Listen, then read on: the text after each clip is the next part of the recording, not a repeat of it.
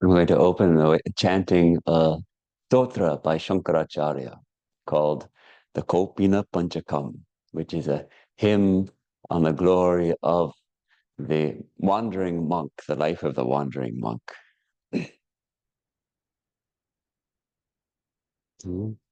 Om Vedantavakyeshu Sadaramanto भिक्षानमात्रेण चतुष्टिमन्तः विशोकमन्तः करणे चरन्तः कौपीनवन्तः खलु भाग्यवन्तः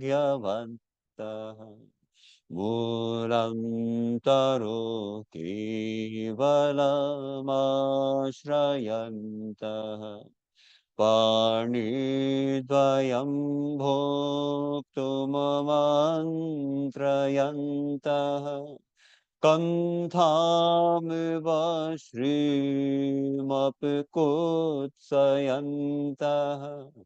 कौपीनवन्तः खलु भाग्यवन्तः स्वानन्दभावे परितुष्टिमन्तः सुशान्त सर्वेन्द्रियवृत्तिमन्तः अहर्निशं ब्रह्मसुखे रमन्तः कौपीनवन्तः खलु भाग्यवन्तः देहादिभावं परिवर्तयन्तः स्वात्मानमात्मन्यविलोकयन्तः नान्तं न मध्यं न बहिः स्मरन्तः कौपीनवन्तः खलु भाग्यवन्तः ब्रह्माक्षरं पावनम् उच्चरन्तो ब्रह्माहमस्मीति विभावयन्तः भिक्षाशिनो दिक्षु परिभ्रमन्तः कौपीनवन्तः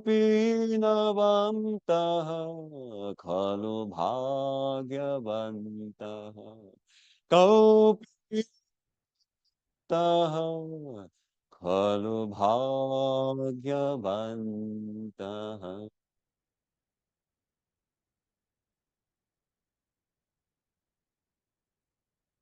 Roaming ever in the grove of Vedanta, ever pleased with his beggar's morsel, wandering onward, his heart free from sorrow, blessed indeed is the wearer of the loincloth, sitting at the foot of a tree for shelter, eating from his hands his meager portion, spurning wealth like a patched up garment, blessed indeed is the wearer of the loincloth, satisfied fully by the bliss within him, curbing wholly the cravings of his senses, delighting day and night in the bliss of Brahman. Blessed indeed is the wearer of the loincloth, witnessing the changes of mind and body, naught but the self within him beholding, heedless of outer, of inner, of middle.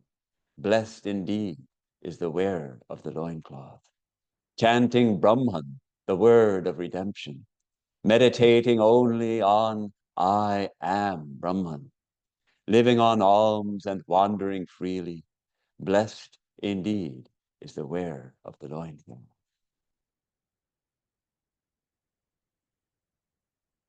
So this, I thought, might be a good introduction to our topic today, which is the call of the Spirit and how do we respond to that call. And there's something very appealing about this ideal of the wandering monk who has heard the call of the Spirit to such an extent that he depends utterly and entirely on God alone and on nothing else, and simply wanders from place to place begging his food and being immersed in the bliss of his own true self, the bliss of Brahman. That ever-present reality, which it is the reality, it is existence itself, it is infinite consciousness, it is of the very nature of bliss, that is ever shining in our hearts and in the hearts of all beings and within the heart of every living thing and every non-living thing. It is the very basis of the universe, of everything. As Swami Vivekananda will put it, I have seen nothing but God all my life, nor have you. He is everywhere, saying, I am. The moment you feel I am, you are conscious of existence. Where shall we go to find God if we cannot see him in our own hearts and in every living being? So this is the teaching of Vedanta. This is the teaching of the ancient sages in our Upanishads and the teaching of the modern sage, Swami Vivekananda. And how wonderful, and yet also how utterly tragic that most people are completely and utterly unaware of this. The Spirit is calling to us every moment, and yet most people's ears are clogged up and they don't hear it. They don't hear that call. The Spirit is saying, here I am. I am that I am. But we don't hear that call, calling us to know who we are. So can we hear that call?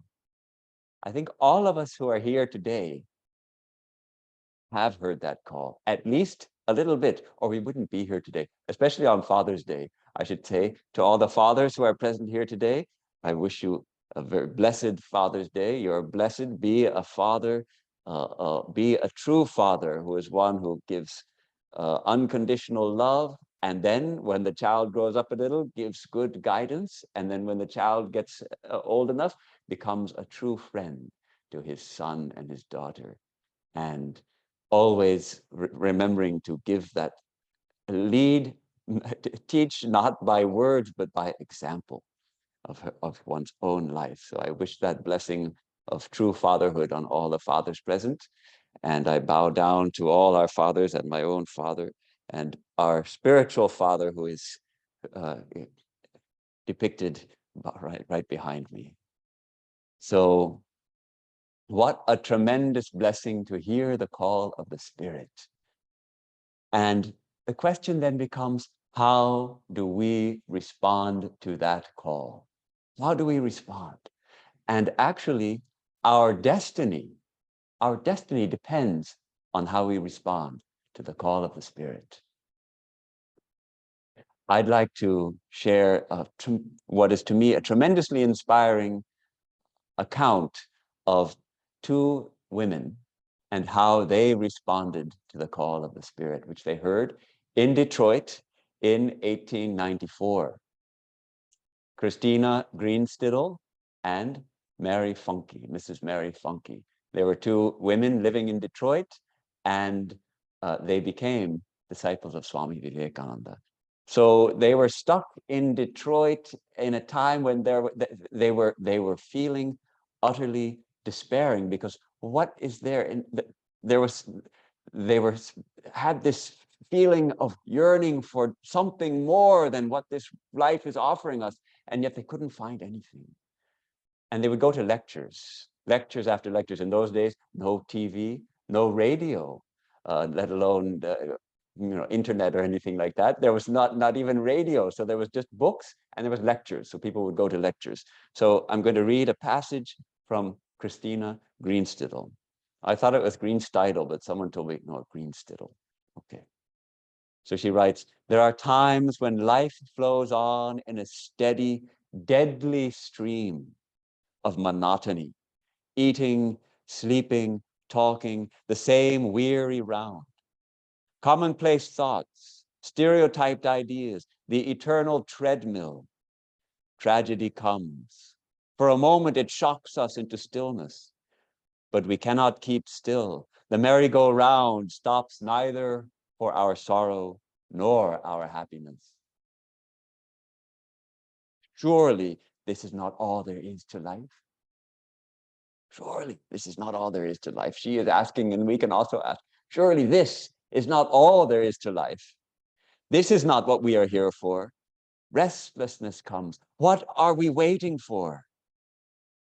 Then, one day, it happens. The stupendous thing for which we have been waiting, that which dispels the deadly monotony, which turns the whole of life into a new channel, and our restlessness is stilled forever. Little did I think, she remembers, little did I think when I reluctantly set out one cold February night in 1894 to attend a lecture at the Unitarian Church in Detroit, that I was doing something which would change the whole course of my life and be of such stupendous import that it could not be measured by previous standards I had known. Attending lectures had been part of the deadly monotony. How seldom did one hear anything new or uplifting. The lecturers who had come to Detroit that winter had been unusually dull. So unvarying had been the disillusion that one had given up hope, and with it the desire to hear more. So that I went very unwillingly to this particular lecture to hear one Vivekananda, a monk from India. And only in response to the pleading of my friend, Mrs. Mary C. Funky. With her beautifully optimistic nature, she had kept her illusions and still believed that someday she would find that something. We went to hear this man from India, quote unquote. Surely never in our countless incarnations had we taken a step so momentous. For before we had listened 5 minutes, we knew that we had found the touchstone for which we had searched so long. In one breath, we exclaimed, if we had missed this.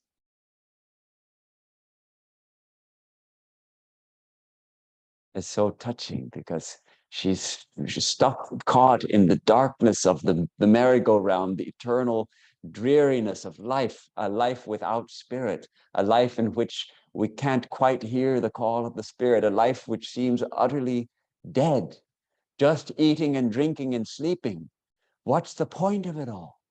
And then she comes reluctantly to Vivekananda. And within 5 minutes, they realize this is what we have been searching for. Here is the message. Which of us who heard him then can ever forget what soul memories were stirred within us when we heard the ancient message of India? Hear ye, children of immortal bliss, even ye who dwell in higher spheres. I have found the ancient one, knowing whom alone ye shall be saved from death over again. Or the story of the lion and the sheep. Blessed truth, in spite of your bleating, your timidity, your fear, you are not the sheep. You are and have always been the lion, the powerful, fearless, the king of beasts. It is only an illusion that is to be overcome. You are that now. So here's the message of Vivekananda that entered their hearts and gave them new hope in life and changed their lives utterly and completely. We knew we had found our teacher, she writes. The word guru we did not know then, nor did we meet him personally. But what matter? It would take years to assimilate what we had already learned. And then the master would somehow, somewhere, teach us again. So they didn't even meet him in person. They just came to the talks and they had found their teacher and their lives were changed. And that would be enough for this lifetime. And yet, More was to come. It is said when the disciple is ready, the guru comes. That, that blessed day when they decided after all to go to one more lecture, and they met Vivekananda and found their teacher and uh, so let me turn to now the writing of Mrs. Funky, Mary Funky. She writes that Swamiji always loved Detroit and was grateful for all the kindness and courtesy shown him. We had no chance to meet him in a personal way at the time, but we listened and pondered in our hearts over all that we heard him say, resolving to find him sometime, somewhere, even if we had to go across the world to do it. We lost trace of him completely for nearly 2 years. Actually, it was 1 year and 4 months. It must have seemed like a decade. It was 1 year and 4 months, but she writes in her memory that we lost trace of him completely for nearly 2 years and thought that probably he had returned to India. But one afternoon, we were told by a friend that he was still in this country and that he was spending the summer at Thousand Island Park, which is over 400 miles from Detroit. This is remarkable. What happened? What's the next word she writes? We started the next morning. There they are, two ladies in Detroit. And when they heard that he's in Thousand Island Park, they dropped everything, whatever duties they had, whatever is going on, they dropped it all, got on a train or how to go 400 miles in 1895, must have been by train and boat they had to go to get, and maybe a horse carriage to get to Thousand Island Park. It surely was a big trek. I don't know if you could do it in one day. Possibly possibly it would have taken 2 days to reach. So we started the next morning, resolved to seek him out and ask him to teach us. At last, after a weary search, we found him. We were feeling very much frightened at our temerity in thus intruding upon his privacy, but he had lighted a fire in our souls that could not be quenched. We must know more of this wonderful man and his teaching. So their hour had struck. He had lighted this fire in their soul that could not be quenched. They had to know more. And actually, I feel like in all our hearts, that unquenchable fire is burning. Only it's covered up in many of us, more or less. But it's burning there. Let us feel that fire burning. Let us listen to what it tells us. Let us listen to what it says. It says, come and find me. Come and find your own true self. So they could not ignore the call of the spirit that they heard. They dropped everything. In those days, two women traveling alone is quite unusual. And they set aside all thoughts of propriety and everything else. And then this classic description of their final finding of Swamiji. It was a dark, rainy night. Like that, what's that book that starts, it was a dark and stormy night? Is it like one of the great classic literature? Huh? I don't know. It was a dark and stormy night. Well, I thought it was one of the classic books. Anyhow, it was a dark, rainy night, but we could not wait. Every moment was precious, and our imagination was stirred up to the nth degree. We did not know a soul in the place. They'd reached Thousand Island Park, which is a small island. It's a community of, it was Methodists. It was a kind of spiritual community. So there was, it was actually quite suitable. There was no drinking allowed and certain things like that. And so they've reached the place and it's already dark and it's raining. And how to find Swamiji? He's here somewhere, I guess, because somebody told us that he's here. But how to find him? We did not know a soul in the place. But finally, we hit upon the plan of making inquiries at the various shops and thus find out where Miss Dutcher lived. Apparently, they had the name of his host, Miss Dutcher. At one place, we were told that there was a cottage occupied by a Miss Dutcher and that a, quote, foreign-looking man who dressed queerly was staying there. Then we knew our quest was ended, and we found a man with a lantern who went ahead of us. Would he accept us? And if he did not, what then could we do? It suddenly seemed to us that it might be a foolish thing to go several hundred miles to find a man who did not know even of our existence. But we plodded on up the hill in the rain and darkness, up, up the wet and slippery path. It seemed as if we were taking one step up and two back. It was so slippery. The first thing we heard when we reached the house was the rich, beautiful voice of the Swami, who was talking to those who had gathered on his porch. Our heartbeats could have been heard, I truly believe. His hostess asked him to come downstairs to see us as two ladies from Detroit, and he greeted us so sweetly. It was like a benediction. I like Detroit, he said. I have many friends there, isn't it? Speaking of this in after years, our guru would refer to us as my disciples who traveled the hundreds of miles to find me. And they came in the night and in the rain. So this is how they answered that call, coming in the night and in the rain to find Vivekananda. We had thought of what to say to him, but when we realized that we had really found him, we instantly forgot all our fine speeches. And one of us blurted out, we came from Detroit and Mrs. P sent us to you.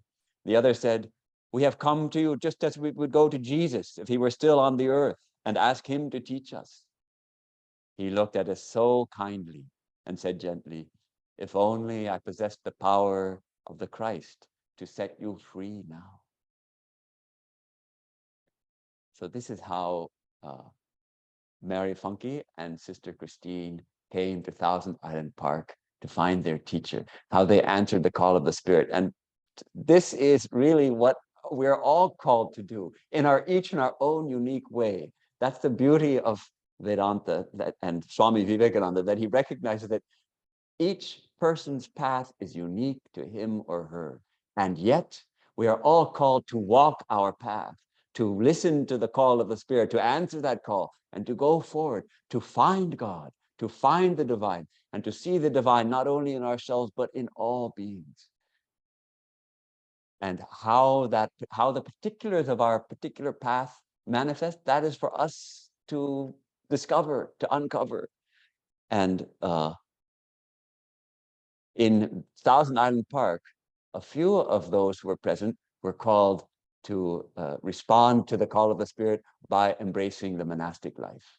And Swami Vivekananda himself was full of that spirit of monasticism. There was,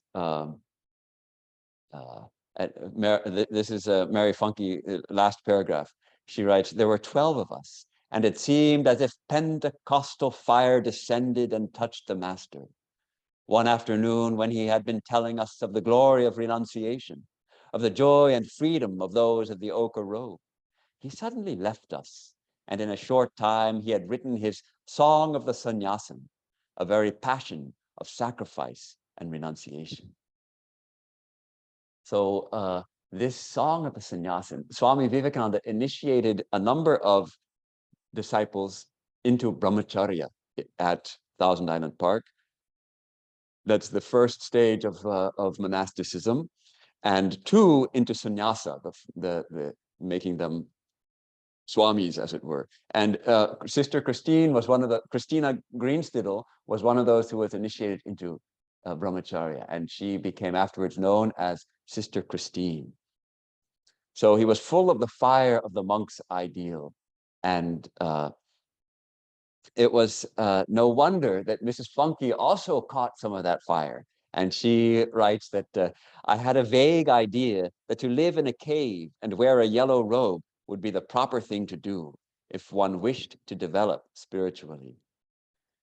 Then she confesses, how foolish of me, and how wise of Swamiji, how wise Swamiji was. He said, you're a householder.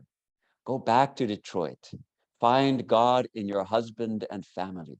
That is your path at present. But to Christina, he saw her future in India as a nun, and he initiated her into brahmacharya. Brahmacharya means literally moving in Brahman. Brahmacharya, moving in Brahman, that we are actually always moving in Brahman. So that ideal of becoming aware that we are always moving in Brahman.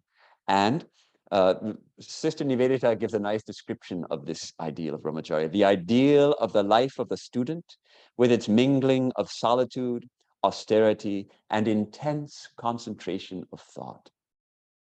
And part of brahmacharya is to maintain chastity or celibacy. And typically the brahmacharan in the old, uh, um, in the traditional conception of the stages of life, the brahmacharan, after his or her studies, would marry and enter the householder stage of life. But there are a few who are called to the lifelong brahmacharya, and they become monks and nuns. So of course, it may seem a little funny for a monk to be speaking to an audience of 99% non-monks. We have one nun with us on the ideal of monastic life. But I always felt that there is something of the monk or nun in every true seeker of the divine. Because there's something in that ideal of the monk or the nun that really attracts us. It's that ideal of complete and utter dedication. Not that I'm claiming that I have attained that ideal. That's the ideal to which we monastics are striving. And really, that's the ideal to which all seekers or the devotees of God, in whichever path they find themselves, they're striving to dedicate their lives to the divine, to find God everywhere. So there is something of that we can be, even if we're not called to monastic life, we can be inspired by the ideal. So this is how Mrs. Funky put it, writing from Thousand Island Park in a letter. She writes to a friend, "We are taught to see God in everything, from the blade of grass to man, even in the diabolical man. In his talks, Swamiji may go ever so far afield, but always he comes back to the one fundamental, vital thing: find God. Nothing else matters." So how do we respond to the call of the Spirit? For Mrs. Funky and Christina Greenstidle, they dropped everything to find their guru. That's something of that all-encompassing yearning, that dedication to. There was a nice line in a book about a Christian monastery and about written for people who are considering joining the monastery. They wrote, "To join the monastery is to throw your lot in with the Lord." To throw your lot in with the Lord, to give up. Yes, give up the desires for name and fame, for pleasure and wealth, to want God alone, to want to know her true self alone, for nothing else matters. And what is that idea of giving up? As Swami Vivekananda put it so touchingly and in a way so tragically in the Song of the Sannyasin, he writes, "Thine only is the hand that holds the rope that drags thee on. Then cease lament, let go thy hold, sannyasin bold." So this idea that we often feel like we're being dragged through life. We're tied. We can't, we don't have freedom. We're not free. We're tied with some kind of rope. And Swamiji says, it's your own hand that's holding that rope. Let go. It doesn't mean that we turn out the children and the spouse and go off to the Himalayas. It's not the externals, it's the internal hand that's holding the internal rope that makes us feel bound. I'd like to read a stanza from this beautiful poem. Perhaps many of you know it. It's called The Song of the Sannyasin. It's one of Swamiji's English poems. He was a gifted poet, and this is one of my favorites. It's also been translated into Bengali very well. In fact, poems do not translate well generally, but Swamiji said that his disciple, Swami Shuddhananda, had created a better poem in Bengali than in English, than his English original. But anyhow, I love the English one. This is, of course, the tradition of sannyasa. This, the Gera robe, the fire-colored robe, which was uh, organized by Shankaracharya. It falls into the Advaita Vedanta school, and the sannyasins are said to be non-dualists who insist on the teaching that our true self is infinite consciousness and bliss, and is ultimately one and non-dual. There is no two. There is only one, that infinite consciousness and bliss, and thou art that. That is the teaching. Thou art. Everyone is an embodiment of that, and the goal of life is to realize that. So he writes in the first stanza of this beautiful ode to that total dedication to finding our true self. Wake up the note, the song that had its birth far off, in where worldly taint could never reach, in mountain caves and glades of forest deep, whose calm no sigh for lust or wealth or fame could ever dare to break, where rolled the stream of knowledge, truth, and bliss that follows both. Sing high that note, sannyasin bold, say Om Tat Sat Om. So it suggests, first of all, we're still asleep. Wake up the note. Why? What do we have to wake up? Because we're asleep to the reality of a spirit shining in our hearts always. So let us wake up that note. And what is it? It's a song. It's a glorious song that says, thou art that. I am the infinite. I am the free. And that song was sung in ancient days by the yogis who went to mountain caves and they meditated in the forests of the Himalayas, and they realized their oneness with all existence, and no breath of desire could taint that purity of their meditation.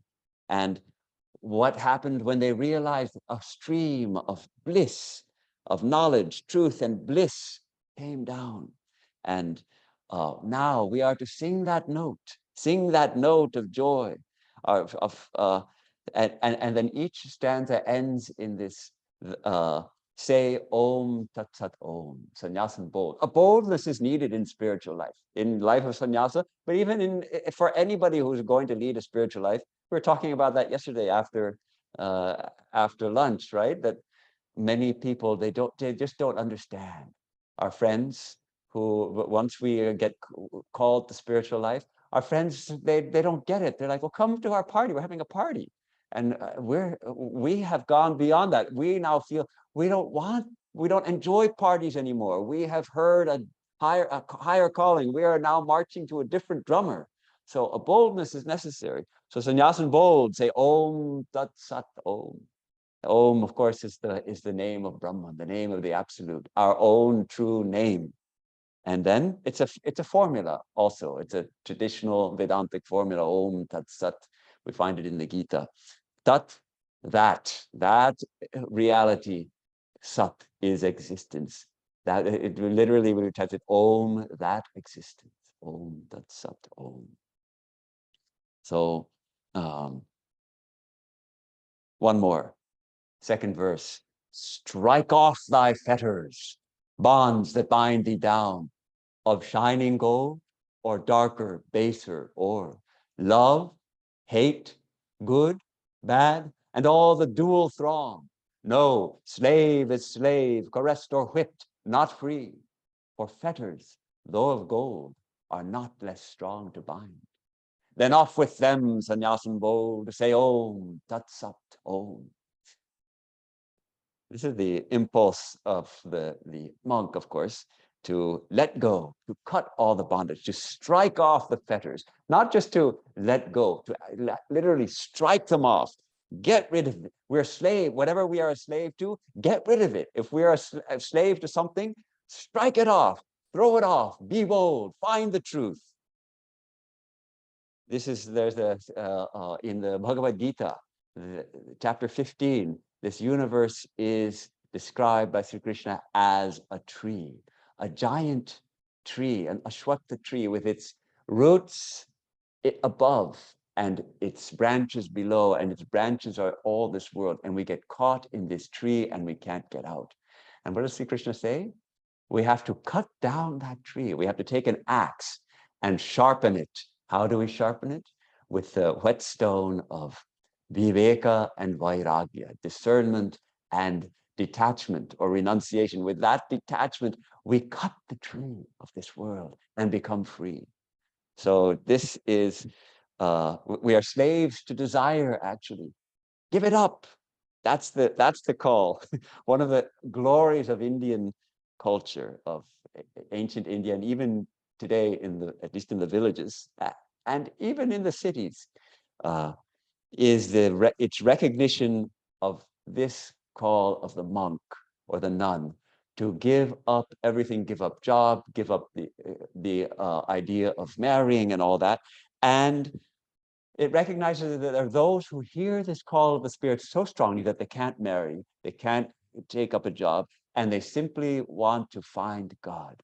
And the people of India are ready to support that, at least with a little food and a little bit of clothing, little shelter. The minimum, at least, they're ready to support that, so that we will give you sustenance so you can live your dedicated life. And there are many who consider it a blessing to give that sustenance, providing the bare necessities, allowing that person to roam freely in the grove of Vedanta. Of course, India, you don't need much clothing. It's mostly a warm, hot place. You just need a little food and a tree and to meditate. Maybe most of us have not attained to that level yet, but it's a beautiful ideal. And the Indians make that possible in India.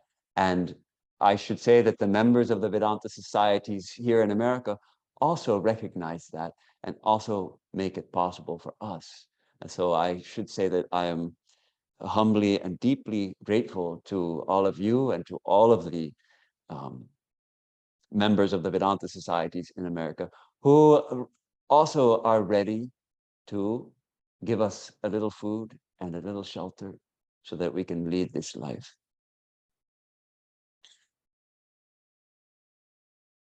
So it's a kind of call of madness, to become mad. Mad, Sri Ramakrishna used to say, some are mad for money, some are mad to find a wife or a husband, some are mad to get some name and fame. And I'm mad for God. Why not be mad for God? Everyone is mad in this world. Be mad for God. Whether we're a monk or a householder, or let's acknowledge there's a path in between also, where perhaps one doesn't marry, or perhaps one marries but decides not to have children. There's many different paths to God, many different paths in this world, and we have been called in a certain path. We'll walk that path. But how do we walk it? Do we walk it in darkness, or do we walk it in the light of the Spirit?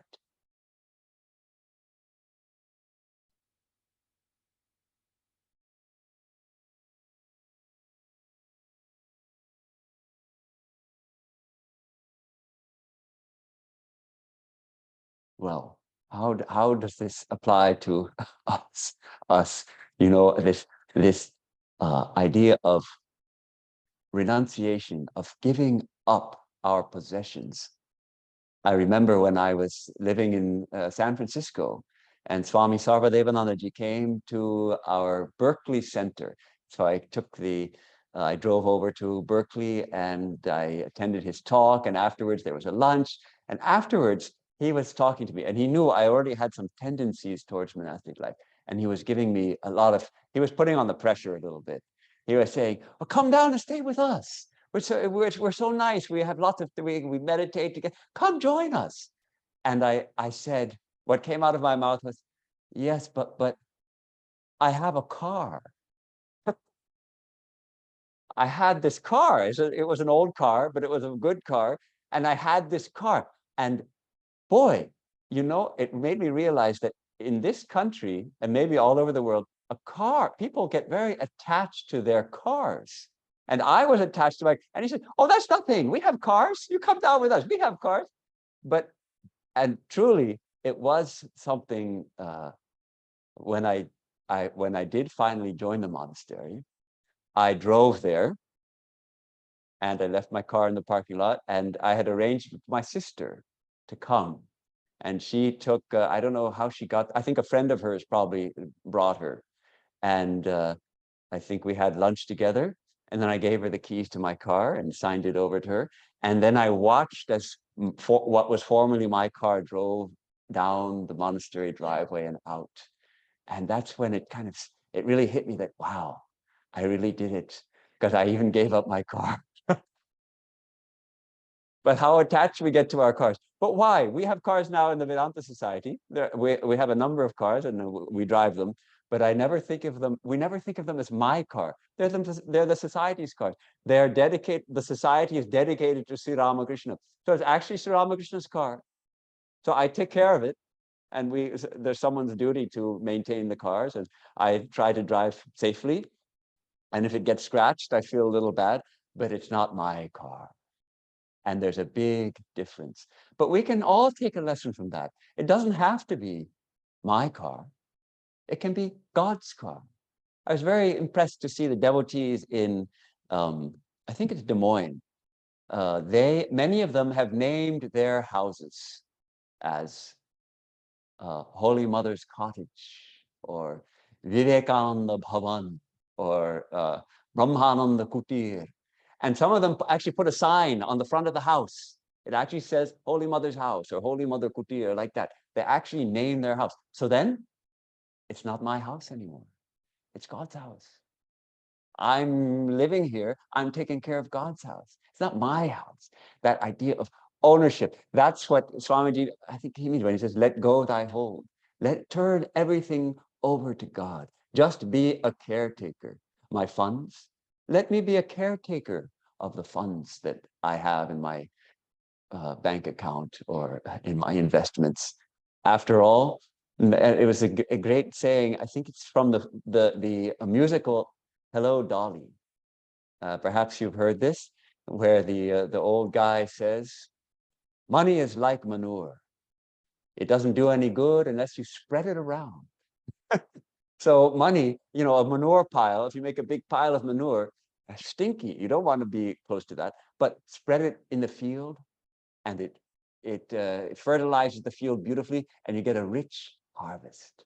So that way we are only trustees of the money that has been that is so in our name. We can be trustees of it, dedicated to service. Yes, a significant part of that service has to be looking after our families, maybe saving for our children's education, but we hold it for the service of all humanity also. And it is said, the more we give, the more we get. The more we are ready to give, the more comes to us. So this is something of the ideal of this renunciation. And I should say also this ideal of brahmacharya is wonderful. Some people think, oh my God, brahmacharya, if I become a Vedanta student, does that mean I have to become celibate? And some people get frightened by that. No, but the ideal of brahmacharya is really striving to be utterly dedicated to the divine. When in our monastic vows, we take these kinds of vows, the brahmacharya vows, we take a number of sankalpas. We state the intention, we're making a public proclamation, actually. Just as those of you who are married, you have also made a public proclamation. You have made a public proclamation in front of your family and friends that I'm going to be dedicated to this other individual, and we are going to support each other until death, and we are going to walk the spiritual path together. That's the proclamation you have made. And we also make that proclamation, and we take certain vows that we are going to get up early in the morning, and after that we're going to meditate, and we are going to try to be like a bee which drinks only nectar, and not like the fly which sits always on filth. We're going to try not to find fault with others, but see the good in others. We're going to strive to be utterly dedicated to the divine. And we vow to lead an unmarried life and to practice celibacy. The practice of celibacy is a question of conservation of energy, and restraining that tremendous impulse brings tremendous power. Swami Vivekananda suggests that we turn, he says, transform the sexual energy into spiritual energy, but do not emasculate, because that is throwing away the power.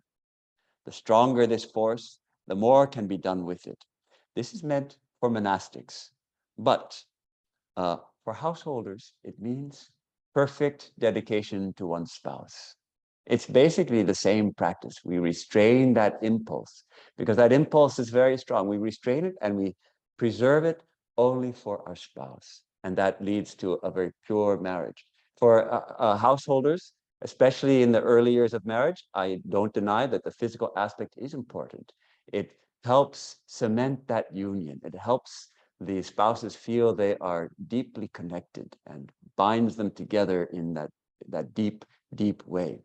Now, if both are spiritual seekers and they practice sincerely, gradually the need for the physical connection becomes less as they start to feel more connected spiritually, as they start to feel deeply connected on the spiritual level, then the physical, it naturally falls off. It should be like a dry leaf falling off of a tree. If you pull the leaf off the tree when it's green, you may tear the bark, you may injure the tree.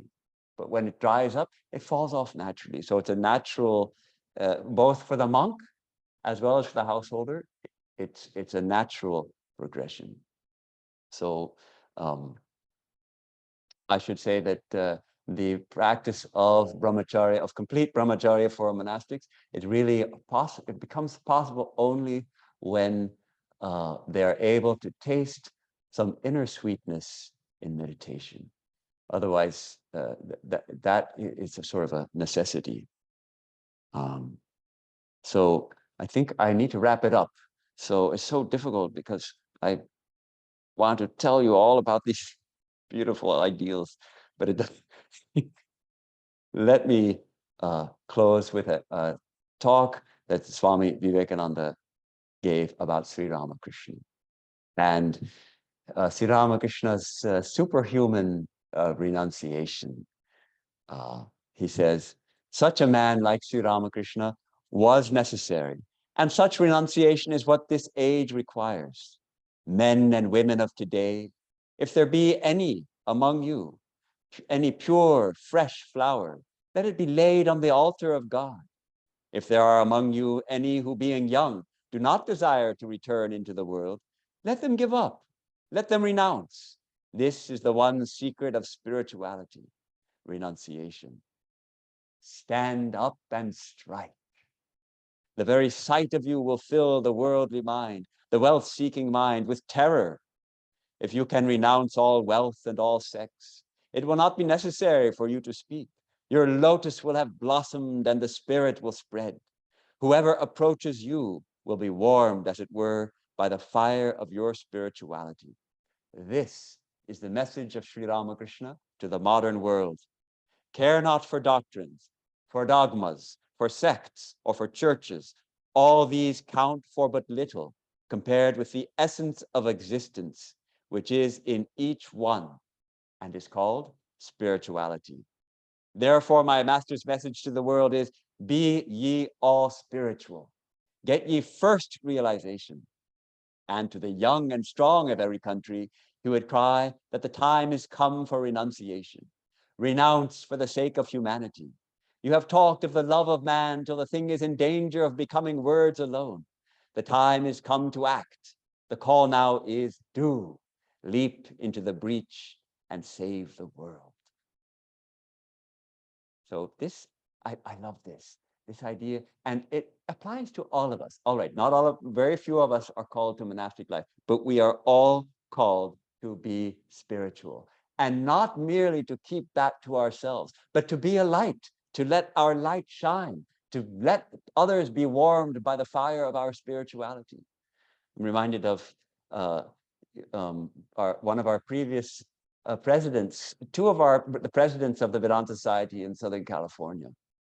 one of them, I forget the name, before Bill Frey. Well, he was the, Govinda Al Eshner. So he was. There were two. There was a Bill Frey was working in an office in Orange County, and one of his co-workers, there was something about him, something different. He sensed that there was something. He had a certain calmness, a certain. He couldn't quite put his finger on what it was. And so one day he asked him. He said, "There's something different about you. What is it?" And so he said, "You come with me on Sunday," and took him to the Vedanta Society. And that man ended up also becoming a president of the Vedanta Society. So that is how we let our light shine, let others be warmed by our fire, by our very presence. As we become spiritually mature, as we begin to radiate us a peace, a compassion, a fire even, the fire of truth, the fire of love.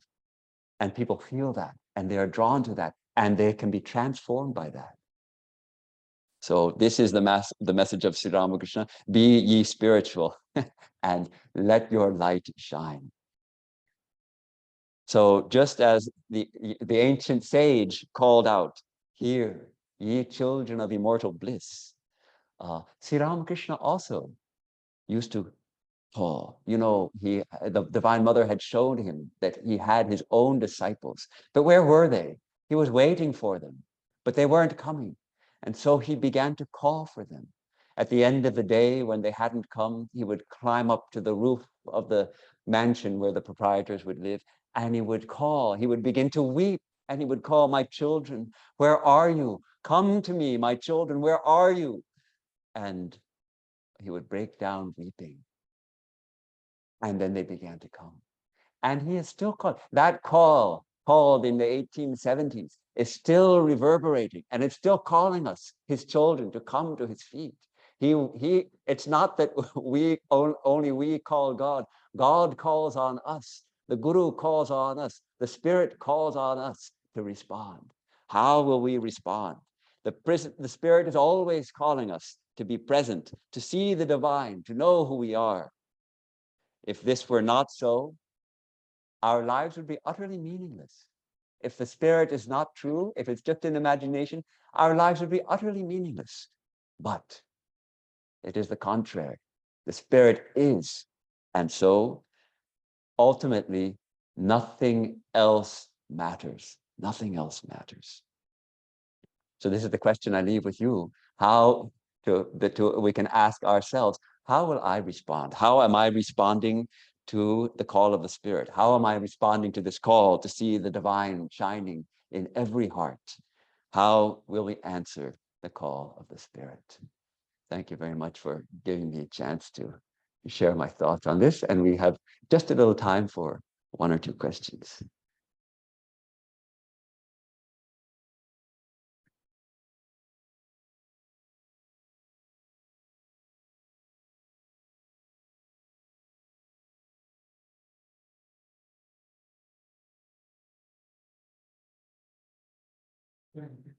Yes. Swamiji, why did Swami Vivekananda appeal to American women, probably more than American men? I'm not sure it's factual or not, but I think there are women who followed Swamiji and Vivekananda. I think it's generally seen not only in America, but all over the world. Who is most interested in spirituality?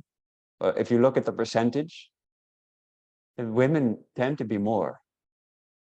Someone asked Vivekananda, "Who looks after those monks in India, Swamiji?" And he answered, "The women, just as they do here." I don't know. Some women are more attuned to the call of the Spirit. It may be. Women maybe tend to be more intuitive, and Swami Brahmananda even says that women can make faster spiritual progress than men.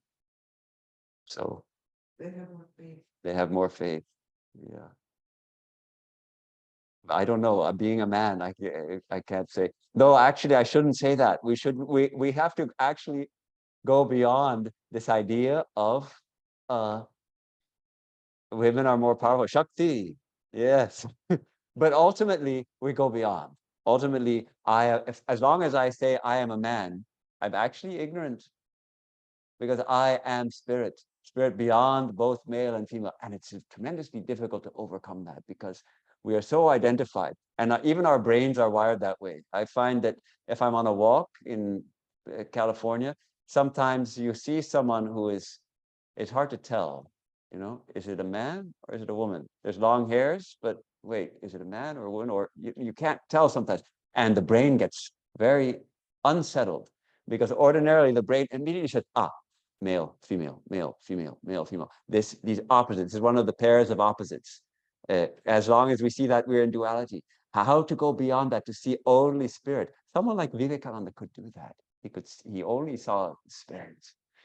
First see spirit, and then you see the man, the woman, the form, all those things.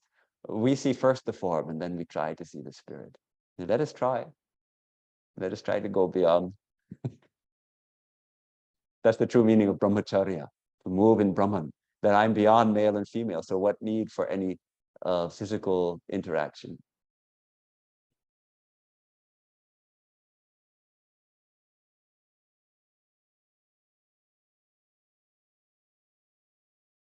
Let me close with a prayer. Oh, question. Yes, Roshan.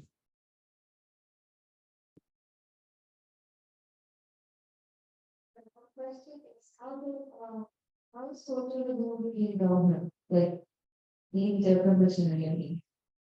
Yes. Well, I thought I was trying to talk about that the whole talk.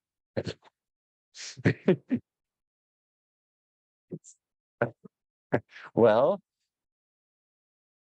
we try to find, we learn to see, we learn to feel that the divine is within us. We learn to feel that light is shining in here, and we try to see it shining in every heart, and we try to see it in our children, and we dedicate everything, to God. So it's no longer my car. Let it be God's car. It's no longer my house. Let it be God's house. I have a job. What is it? It's service to God. It's not my career. It's my service. I'm called to be of service in this way, whatever it is. Maybe I'm called in this life to serve God by um, designing houses, or maybe I'm called to serve God by selling groceries, or maybe I'm called to serve God by being a taxi driver. Who knows? Whatever our calling is, we make it service to God. And we dedicate everything. Begin the day, end the day with the name of the Lord. Chant the name of the Lord. Chant the name of the Lord. And chant the name of the Lord. Keep chanting the mantra. Om sarve bhavantu sukhinah.